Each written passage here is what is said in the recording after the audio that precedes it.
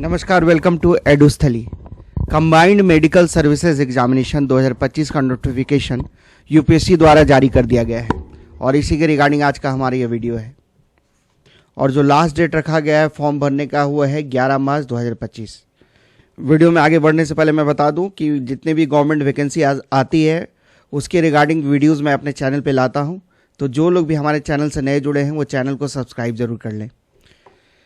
जहाँ तक इस वैकेंसी की बात रही, आपको upsconline.gov.in पे जाके आपको वन टाइम रजिस्ट्रेशन करना है और उसके बाद फर्दर आप एप्लीकेशन फॉर्म भर पाएंगे।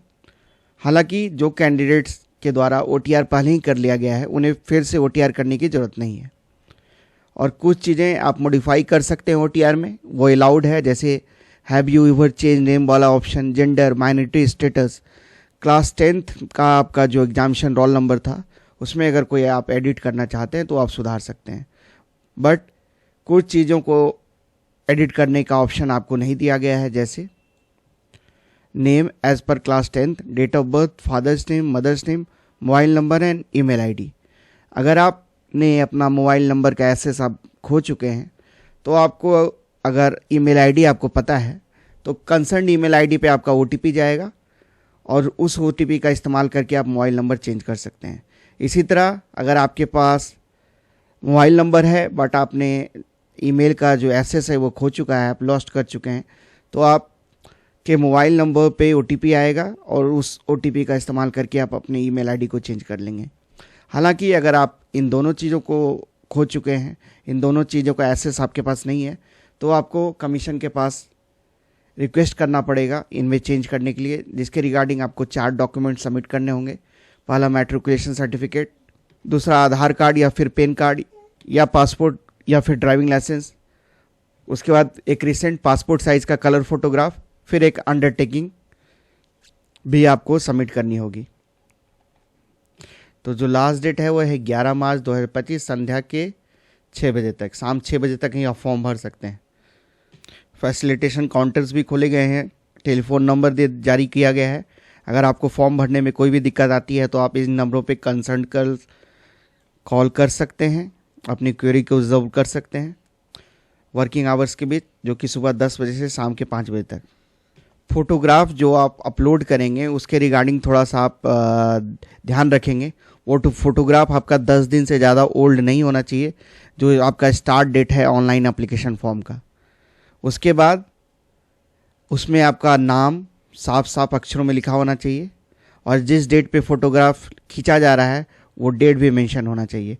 हालांकि आपका जो फेस है वो 3/4 एरिया जो फोटोग्राफ का है उसमें मैक्सिमम जो एरिया कवरेज होना चाहिए वो आपका फेस का होना चाहिए।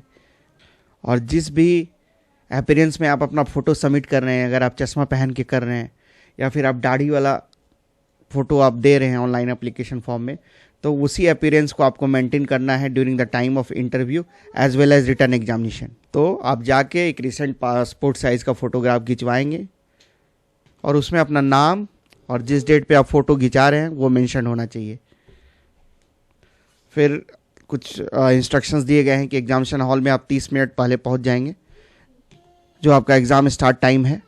जो सेंटर्स ऑफ एग्जामिनेशन है भारत के लगभग 41 शहरों में आपको सेंटर्स दिए गए हैं और first apply first allot basis पे आपका सेंटर्स अलॉट किया जाएगा। तो आप फॉर्म जल्द से जल्द भर दें अगर आप अपना पसंदीदा सेंटर्स चाहते हैं। हालांकि कुछ शहरों को लोगों के लिए ज़्यादा दिक्कतों का सामना नहीं करना पड़ेगा। चेन्नई, दिल्ली, दिसपुर, कलकत्ता एंड नागपुर में वैसी कोई सीलिंग नहीं रखी गई है, तो वो सेंटर्स के रिगार्डिंग उनको सम प्रॉब्लम्स नहीं झेलना पड़ेगा। और बाकी शहर के जो बच्चे हैं वो अपना नियरेस्ट सेंटर अगर चाहते हैं तो फॉर्म जल्दी अप्लाई कर लें। ऐसे भी फॉर्म जल्दी ही अप्लाई करना चाहिए, लास्ट डेट का इंतजार नहीं करना चाहिए। तो जो पोस्ट आया है वो आप देख लें, यहाँ पे 226 सीट्स आई है। Medical officers grade in general duty medical officers sub cadre of central health service, इसमें 226 पोस्ट आए हैं।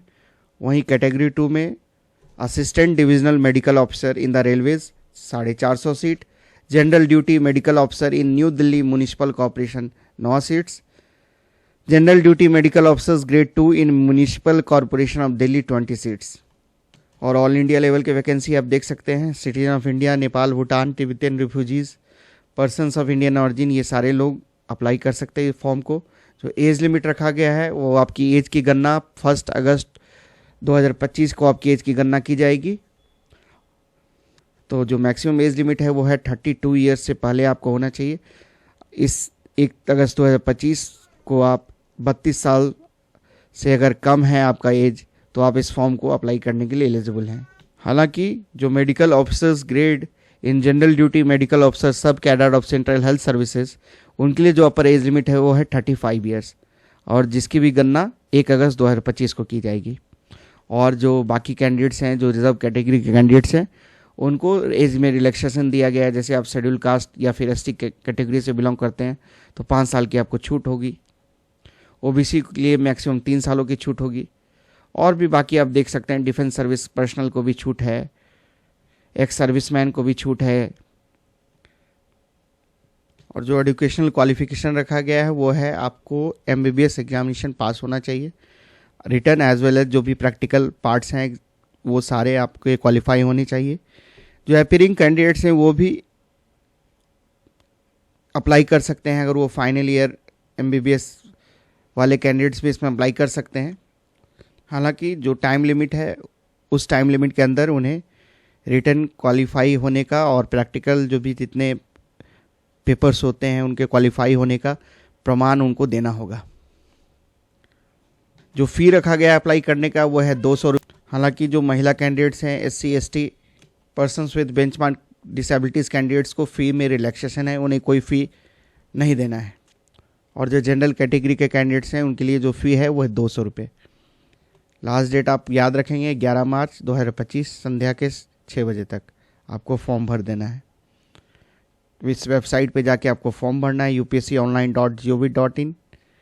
अब हम स्कीम ऑफ एग्जामिनेशन की बात कर लें तो इसमें आपका 2 पार्ट है। बेसिकली रिटर्न एग्जामिनेशन होगा आपका 500 मार्क्स का, 250 मार्क्स के 2 पेपर होंगे और प्रति पेपर आपका 2 घंटे का होगा। उसके बाद आपका इंटरव्यू टेस्ट या फिर पर्सनालिटी टेस्ट होगा 100 मार्क्स का। तो आप देख सकते हैं पेपर 1 आपका 250 मार्क्स का होगा और इसमें जो टोटल क्वेश्चंस रहेंगे वो है 120 क्वेश्चंस आपको देखने को मिलेंगे।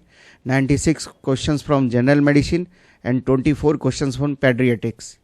तो जनरल मेडिसिन के अंदर जो सिलेबस आपका रखा गया है आप देख लेंगे, cardiology, respiratory diseases, gastro intestinal, genito urinary, और भी ये चीज़ें आप देख लेंगे अच्छे से। इसको critical medicine, emergency medicine, common poisoning, psychiatry, nutrition, growth, fungus, तो इन चीज़ों को आप अच्छे से देख लेंगे। उसके बाद जो पेडियाट्रिक्स वाला सेक्शन है उसमें common childhood emergencies, basic newborn care, normal development milestones, accident and poisonings in children, birth defects and counselling including autism, immunisation in children, recognising children with special needs and management and national programmes related to child health.